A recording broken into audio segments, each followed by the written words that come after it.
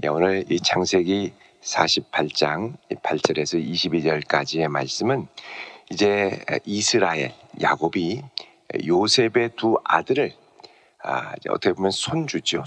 이 손주들을 자기의 아들로 입양을 해서 아들로서의 복을 내려주는 장면입니다. 자, 오늘 말씀 4절에 보면 요셉의 아들들을 보고 이들이 누구냐 그러죠. 이렇게 물어보는 것은 사실 이 이스라엘은 지금 눈이 많이 어두워졌습니다. 이스라엘 야곱이 젊을 때 자기 아버지 이삭의 눈이 어두워졌었죠.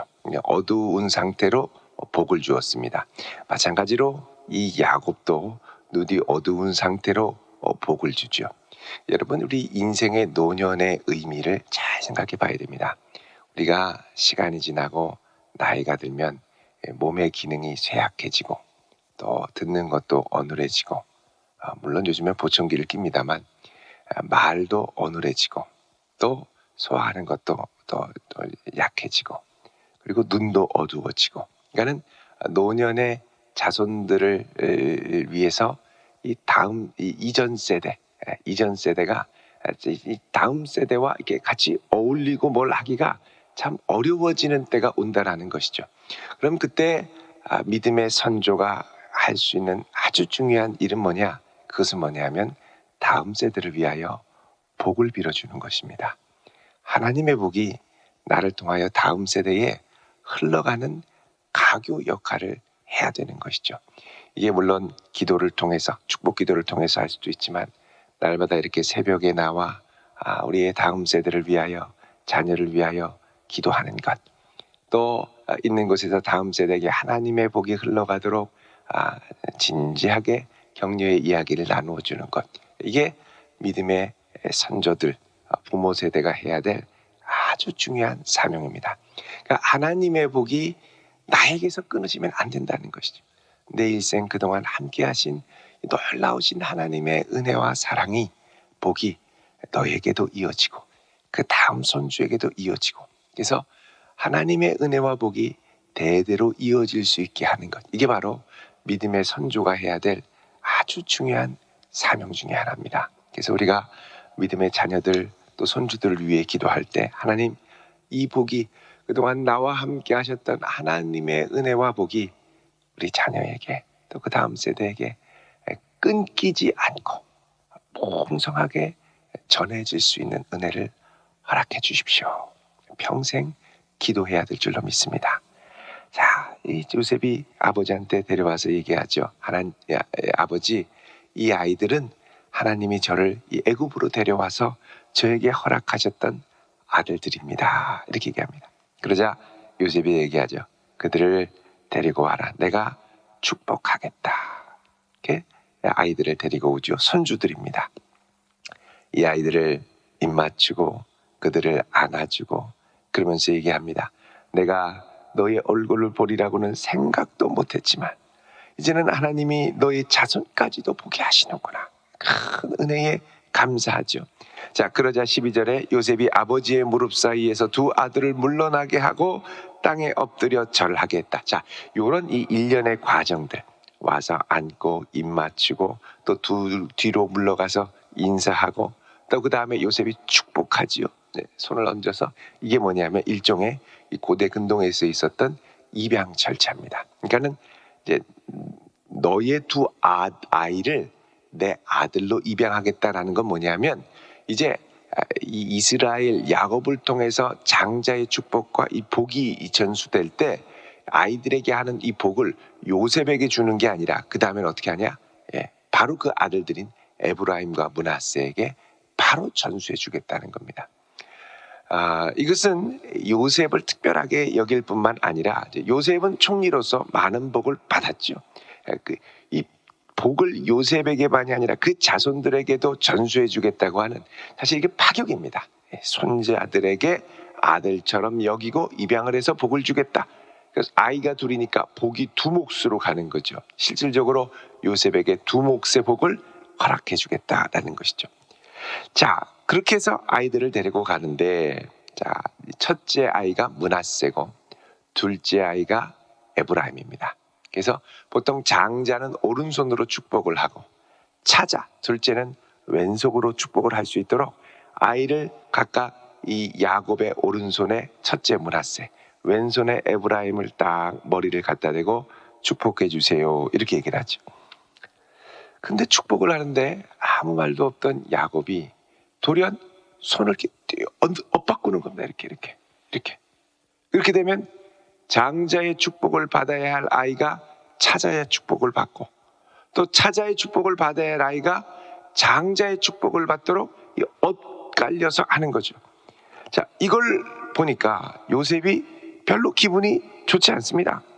17절에 요셉이 그 아버지가 오른손을 에브라임 머리에 얹은 것을 보고 기뻐하지 않아서 아버지가 뭐 잘못 보셨나? 그리고서는 손을 들어 뒤로 엇바꾸려고 하는 거예요. 원래 정상적으로 놓으려고 그러는 거죠.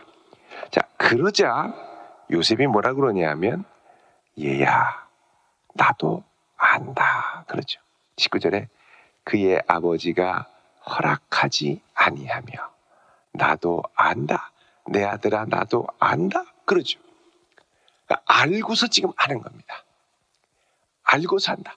그러니까 큰 자에게 갈 복이 작은 자에게 가고, 작은 자에게 갈 복이 큰 자에게 가는 것, 나도 안다. 근데 이것이 뭐냐? 하나님의 뜻을 이루는 중요한 길이라는 거예요. 사실 이제 돌아보면 이 야곱도 그렇게 복을 받았습니다. 형에게 갈 복을 자기가 받았죠. 그리고 자기에게 올 복이 형에게 갔고.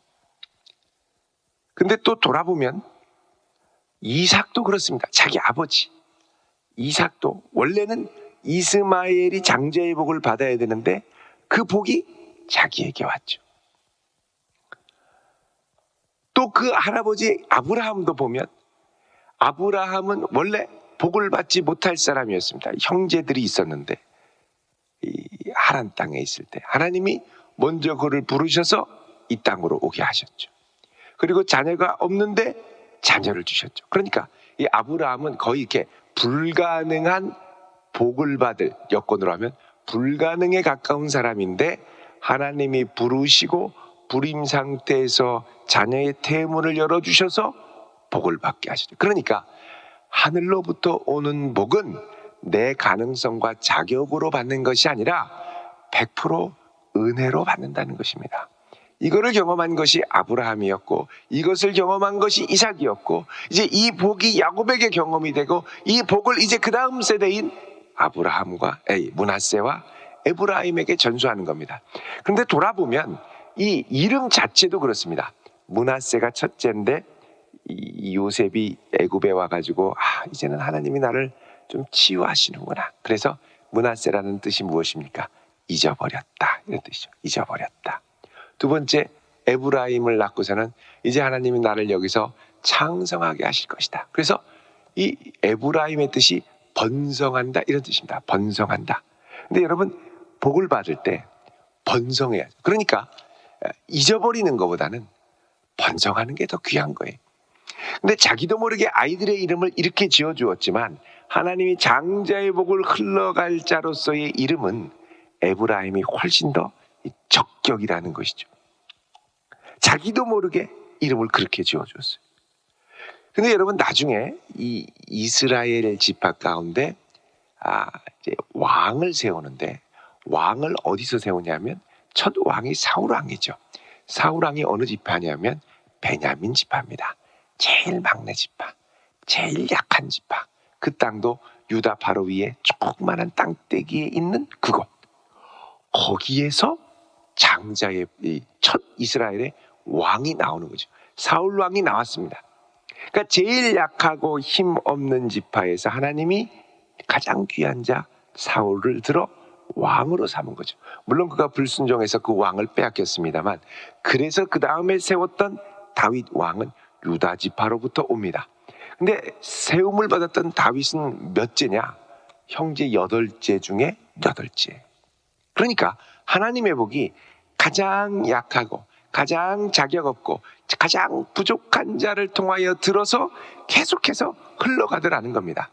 그러니까 하나님은 장자의 복을 공식적으로 허락하셨지만 실질적으로 하나님의 은혜와 복이 이게 흐르는 통로는 뭐냐? 제일 자격 없고 제일 연약하고 가장 부족한 사람을 통하여 복이 흘러가더라는 것이죠.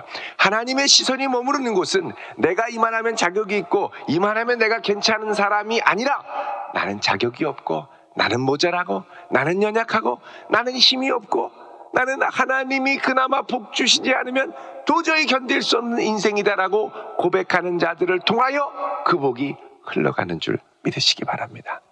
그래서 이 하나님은 역전의 하나님입니다. 역전의 하나님. 자, 우리 고린도전서 1장 27절을 한번 보십시오. 고린도전서 1장 27절 28절까지 보십니다. 그러나 같이 읽습니다. 그러나 하나님께서 세상에 미련한 것들을 택하사 지혜 있는 자들을 부끄럽게 하시려고 세상에 약한 것들을 택하사 강한 것들을 부끄럽게 하려 하시며 하나님께서 세상에 천한 것들과 멸시받는 것들과 없는 것들을 택하사 있는 것들을 패하려 하시나니 아멘. 여러분, 그래서 우리는 세상적인 것으로 자랑할 것이 아닙니다. 세상적인 것으로 하나님이 들어 쓰시지도 않습니다. 우리는 무엇을 자랑하느냐? 나의 약한 것, 나의 부족한 것, 나의 연약한 것. 이게 주님의 손에 들려지기만 하면 그분의 능력 있는 손으로 그분의 영광을 위해 쓰임받기 시작한다는 것이죠. 그래서 우리가 주님 앞에 날마다 와서 해야 할 고백은 뭐냐? 주님, 내가 이렇게 연약하고 주님, 내가 이렇게 부족하고 주님, 내가 이렇게 모자란데 이런 나를 통해서라도 하나님의 영광이 드러나기를 원합니다. 여러분, 이 고백이 우리의 깊은 중심되는 고백이 될 수 있기를 바랍니다. 자, 이 자녀들을 오니까 이 손을 어긋나게 하면서 야곱이 축복을 합니다. 뭐라고 하느냐? 자, 15절에 보시면 이렇게 얘기합니다. 내 조부 아브라함과 아버지 이삭이 섬기던 하나님, 또 나의 출생으로부터 지금까지 나를 기르신 하나님. 자, 그러니까 이 하나님이 역전의 하나님이었어요. 계속 연약한 자를 통해 들어쓰셨던. 그리고 나를 모든 환난에서 건지신 여호와의 사자께서 이 아이들에게 복을 주시오며 이들로 내 이름과 내 조상 아브라함과 이삭의 이름으로 칭하게 하시오며 그리고 이들이 세상에서 번식되게 하시기를 원하나이다. 자, 생육하고 번성하는 것은 사실 아브라함 이전에 아담으로부터 시작된 하나님의 복입니다. 이 하나님의 복을 전수하는 거죠. 자, 16절에 보면 나를 모든 환난에서 건지신 이렇게 돼 있죠. 건졌다라는 말이 이제 고엘이라는 말에서 왔습니다. 가알에서 왔는데 고엘, 대가를 치르고 샀다 이런 뜻입니다.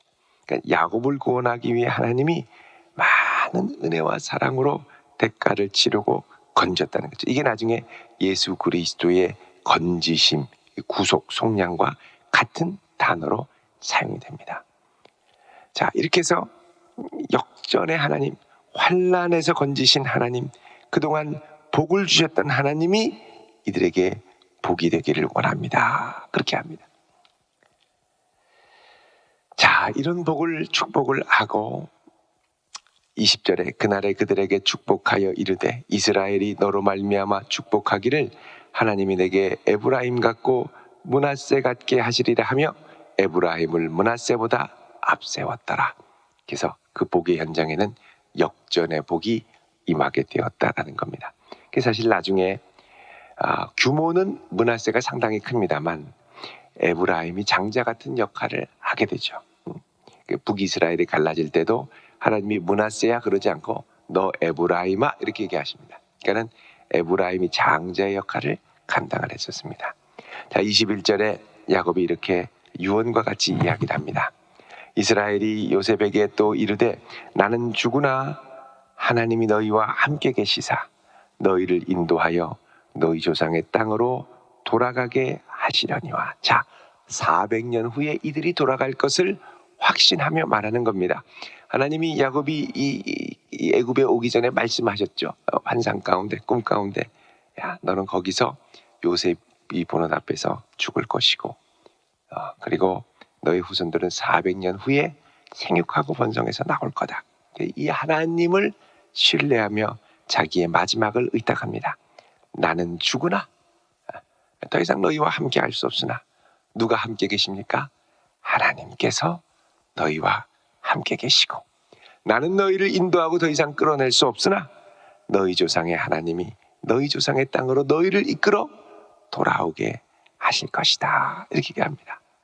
그러면서 22절, 내가 내게 내 형제보다 세겜 땅을 더 주었나니 이는 내가 내 칼과 활로 아모리 족속의 손에서 빼앗은 것이니라. 이렇게 얘기합니다. 그러니까 이 에브라임에게 세겜 땅을 더 얹어주겠다라고 얘기합니다. 자, 이러면서 이제 이 이스라엘 야곱은 자기의 인생을 이제 마칠 준비를 하게 됩니다. 사실 이 후손들을 생각하고 그 다음 생각하면 눈 편안하게 감지 못할 경우가 많이 있는데, 이 야곱은 어떻게 하느냐? 내가 죽더라도 너희와 함께 하시는 여호와, 그 하나님을 의뢰하며 나의 인생을 여기서 마무리할 준비를 하게 됩니다. 여러분, 하나님께서 우리 인생에 각자 맡겨주신 역할들이 다릅니다. 어디까지가 내가 감당해야 할 사명이고, 어디까지 내가 감당을 하면 이제 나는 이 땅을 떠나서 요단강을 건너 주 앞에 설 준비를 하게 될지 우리는 모르죠. 그러나 하나님이 허락하신 데까지 최선을 다해야 하고, 더 이상 내 영역과 힘이 미치지 못할 때는 어떻게 하느냐? 하나님께 맡기는 것이죠. 시간과 공간을 통해 이 하나님께 우리의 후손을 맡길 수 있는 성도 될 수 있길 바랍니다. 나는 더 이상 너희와 함께 할 수 없으나, 또 거기 있는 곳까지 갈 수 없으나 거기서 내가 섬기던 하나님이 너희들을 붙들어 주시고 이끌어가 주시기를 원한다. 나는 더 이상 너희와 함께 할 시간이 없으나 나는 죽지만 그 다음에는 여호와께서, 내 평생 함께 하셨던 여호와께서 너희의 인생을 이끌기를 원한다. 그래서 세대와 세대를 넘어 하나님을 이어주는 역할을 하는 것, 이게 바로 믿음의 선조들이 해야 할 중요한 역할이 됩니다. 하나님의 복은 거꾸로 흐릅니다. 약한 자를 통해 흐릅니다. 다른 말로 하면 우리 자녀의 강함과 조건을 보고 축복할 것이 아니라는 거죠. 연약해도 하나님이 쓰시면 귀하게 쓰임받을 수 있다. 여러분, 이 귀한 믿음의 복을 다음 세대에게 아름답게 전해주는 귀한 믿음의 명문가정 되기를 우리 주님의 이름으로 축원드립니다. 기도하겠습니다. 거룩하신 아버지 하나님, 우리의 평생 동안 함께 하셨던 그 하나님이 우리 믿음의 다음 세대에도 함께 하시고 붙들어 주시고 복을 주시기를 원합니다. 저희들이 연약하지만 세상의 조건을 따라 하나님의 복이 임하는 것이 아니요, 우리의 연약함과 겸손함을 통하여 하나님의 복이 흐르는 줄 믿사오니 주여, 연약한 저희들에게 임하시고 우리를 붙들어 주시는 주의 복을 풍성하게 경험할 수 있는 은혜도 허락하여 주시옵소서. 이 한 날도 주께 맡기오며 예수 그리스도의 이름으로 축복하며 기도하옵나이다. 아멘.